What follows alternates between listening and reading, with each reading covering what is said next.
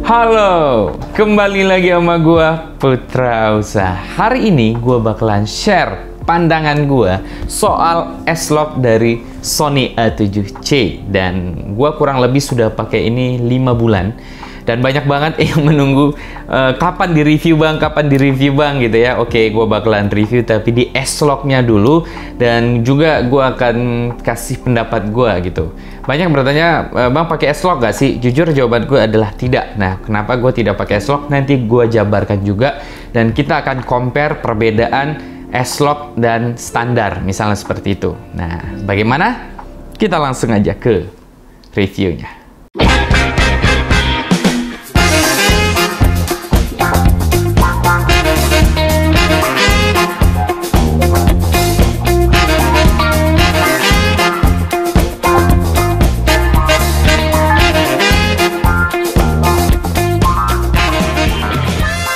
Oke, kita langsung aja ke pembahasannya, dimana gue sudah pakai si A7C ini kurang lebih 5 bulan, dan gue merasa jujurnya nyaman banget dengan kamera ini. Ya, ukurannya kecil, dia full frame, dan salah satu hal penting yang gue suka dari kamera ini adalah kemampuan HDR-nya, dimana menurut gue HDR-nya lebih baik daripada sebelumnya gue pakai 6300 dan 6400, dan ini berpengaruh sekali. Dan jelas ada hubungannya juga dengan picture profile nanti ya sob. Nanti gue bakalan jelaskan. Gue akan juga bedain bagaimana hasil shoot standar dengan S-Lock, perbedaannya di mana. Oke.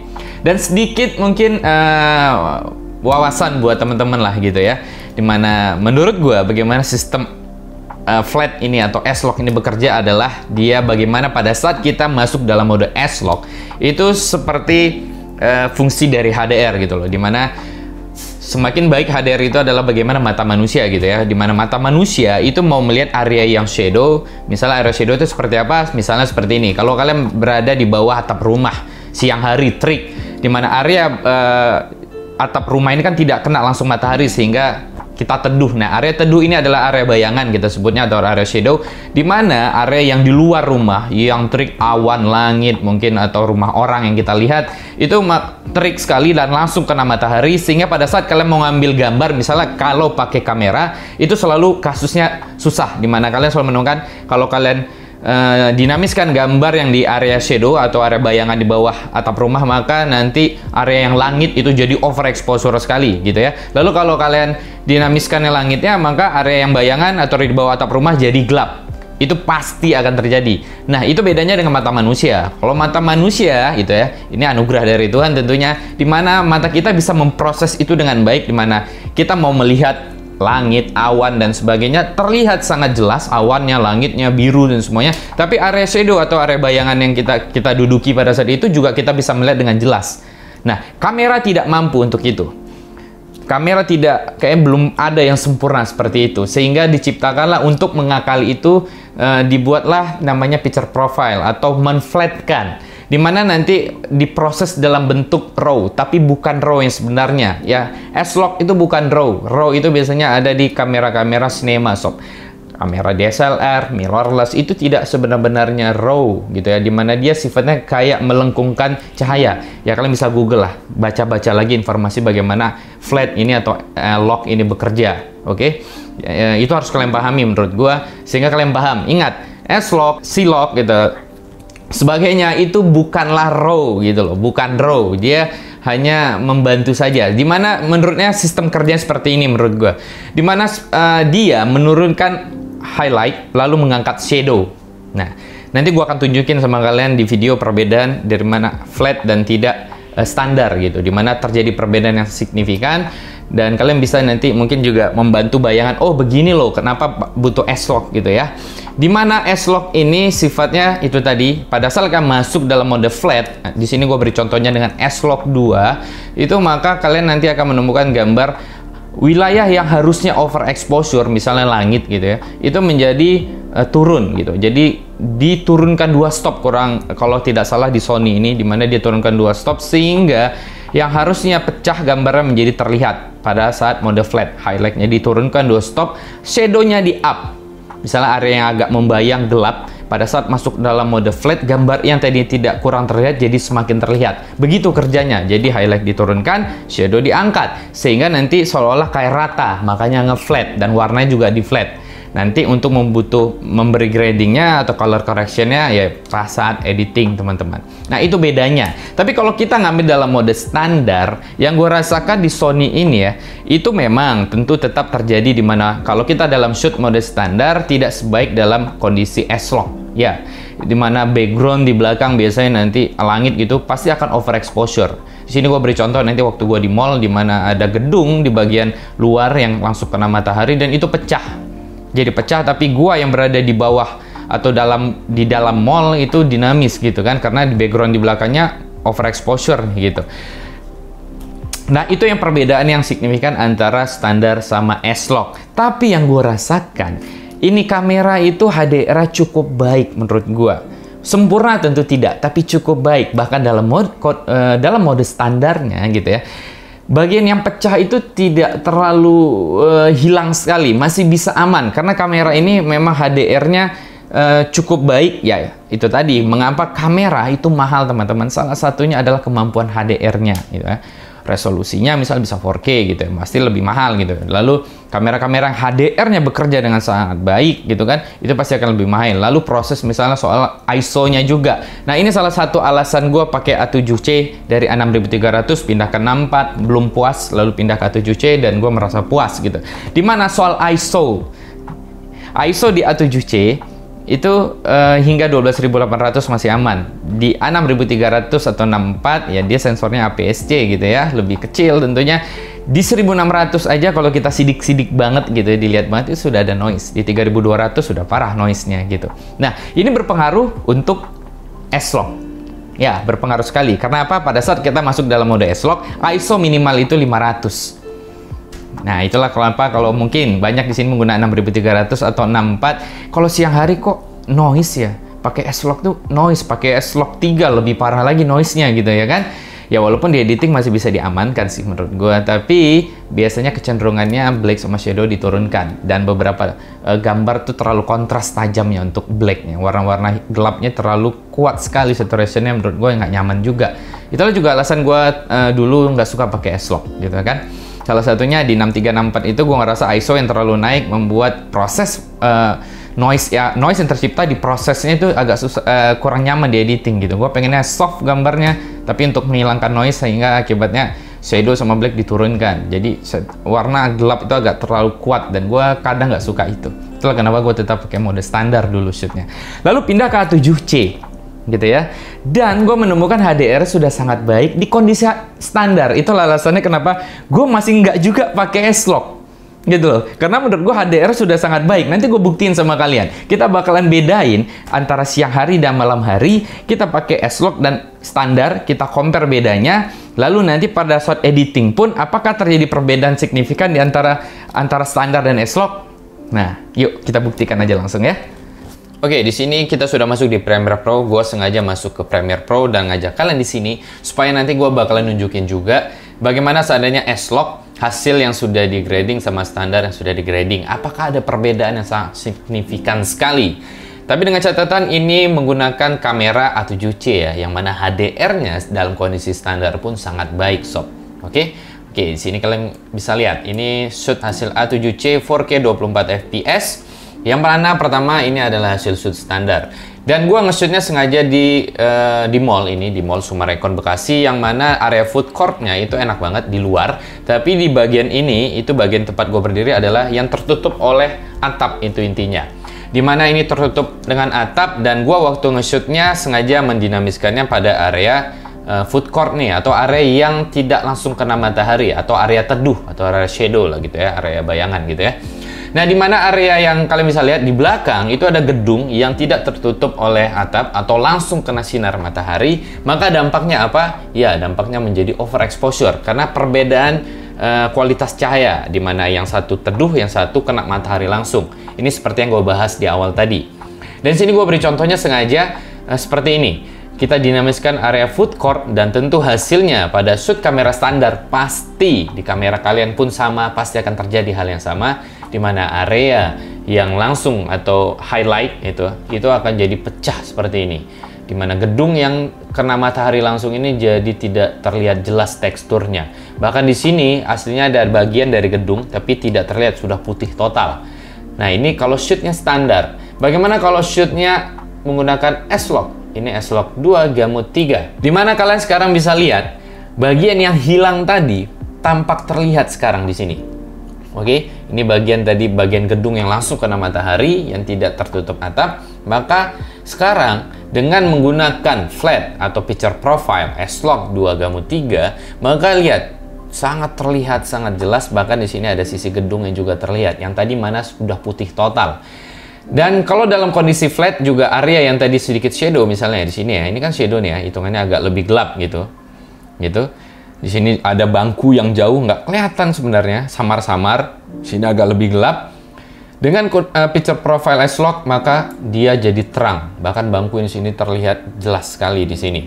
Area yang tadi intinya adalah S-Log itu bekerja seperti itu teman-teman. Dimana dia berusaha membuat flat itu, arti kata membuat highlight menjadi dia turunkan sekitar 2 stop setahu gua kalau di Sony. Lalu area shadow juga dia up gitu, sekitar 2 stop berarti gitu ya. Yang arti kata pokoknya sistem kerjanya dimana highlight dia turunkan, shadow dia naikin sehingga rata gitu loh. Dia berusaha meratakan gambar dan dia flatkan. Tujuannya flat juga supaya jadi tampak semuanya rata, tidak ada yang over dan tidak ada yang under gitu. Dia usahakan rata. Nah, begitulah sistem kerjanya dari S-Log ini. Dan bagaimana seandainya kalau kita grading? Nah, di sini juga gue pengen tunjukin dan juga jadi jawaban mengapa gue sih lebih nyaman tetap pakai standar. Tapi tetap di sini gue bilang, sekali lagi gue tekankan, S-Log pasti lebih baik daripada standar. Kenapa? Ya ini tadi, karena highlightnya dia turunkan, shadow dia naikin, sehingga dari awal gambar ini sudah rata soal exposure-nya gitu ya. Tinggal kalian color correction aja. Tapi mengingat A7C ini memiliki HDR yang sangat baik, coba kita pindah ke gambar standar ini, yang mana sebenarnya ini udah gua grading. Oke, ini udah gua grading, hanya lumetri colornya lagi gua matikan di sini. Dimana ini bagian yang pecah tadi nih ya, bagian yang highlightnya over exposure. Oke, coba kita aktifkan lumetri colornya dan boom, kalian bisa lihat sekarang bagian yang pecah tadi ternyata bisa ditampilkan dengan sangat detail tanpa ada bagian yang pecah. Lalu bagian di sini yang hilang jadi kelihatan sudah. Oke, dan hasil gambarnya tetap enak dilihat, tidak ada yang noise atau rusak gambarnya, tetap terlihat sangat jelas.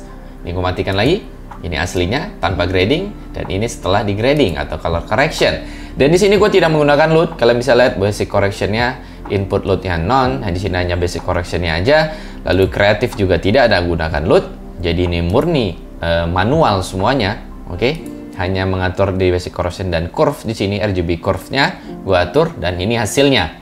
Tapi memang seperti gue bilang tadi, karena kebetulan ini adalah A7C yang mana kemampuan kamera ini bawaannya standarnya HDR-nya sudah sangat baik, sehingga pada saat nge-shoot ini gue yakin tidak akan sama misalnya kalau pakai A6300 atau 6400 dengan lokasi yang sama, posisi yang sama. Mungkin kalau di 63 ini sudah tidak terlihat sama sekali, pecah sekali.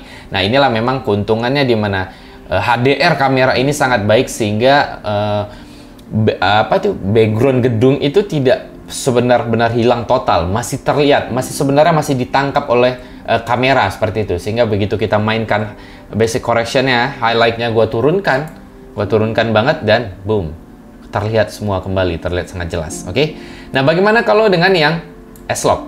Ini juga sama, gue grading manual, tidak ada menggunakan LUT. Perhatikan lumetri colornya gue hidupkan dan hasilnya seperti ini. Oke, kalian bisa lihat di sini non LUT, tanpa LUT, hanya menggunakan basic correction seperti ini aja. Di kreatif pun non LUT, tidak ada LUT. Oke, murni semua manual dan hanya menggunakan lumetri color aja dan hasilnya seperti ini. Dan kalau kita bedakan misalnya gitu ya, setelah di grading gitu kan, S-Log dengan standarnya A7C, dan lihat sama aja sih gue merasa gitu ya. Dan soal warna tentu kembali lagi soal selera, nggak ada yang mana lebih baik mana yang tidak gitu kan. Ya, intinya secara keseluruhan soal exposure-nya, intinya yang gue bahas adalah ya kita bisa lihat sama aja hasilnya.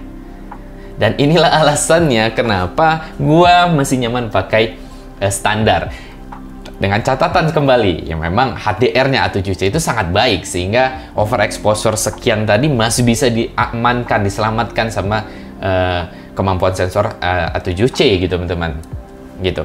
Nah, itulah alasan gue. Pertama, gue masih setelah pakai A7C pun malas pakai S-Log. Karena menurut gue menggunakan S-Log itu kalian harus prepare sekali untuk syutingnya. S-Log jauh lebih baik, tapi tentu pada saat syuting hati-hati.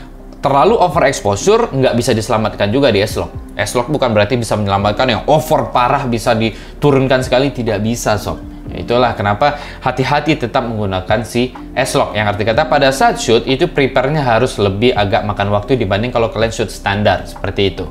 Dan karena gue melihat HDR standarnya A7C sudah sangat baik dan gue hanya menggunakan ini hanya untuk sosial media. Kerjaan gue pun hanya cenderung di sosial media, bukan untuk di TV atau di layar besar sekali seperti itu. Maka ya gue mau beli tetap pakai, kebanyakan seringnya pakai standar. Pakai S-Log kadang pakai, tapi walaupun cenderungnya lebih banyak pakai standar. Oke. Coba kita shoot tes sekarang kondisinya low light. Low light bagaimana? Di sini agak lebih sengaja nih gue nih ya. Dengarkan gue ngomongnya, kalau nggak salah settingannya sini gue ucapkan.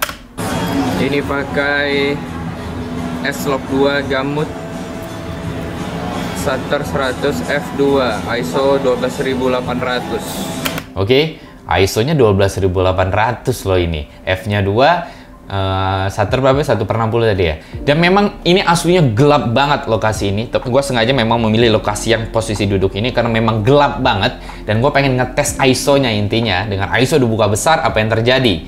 Dan waktu kita grading, ini hasilnya sob. Gue hidupkan limiter color-nya. Boom. Ya, memang hasilnya jadi sangat baik sekali tanpa noise.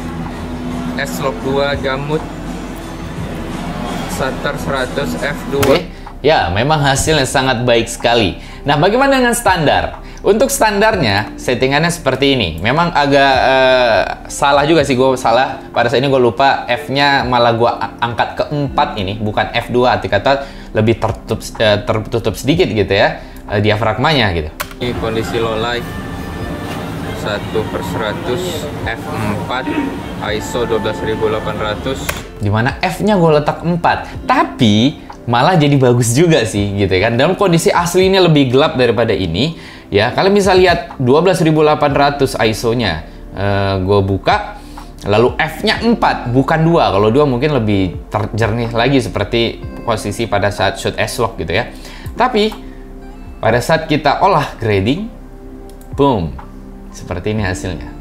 1/100 f4 ISO 12800.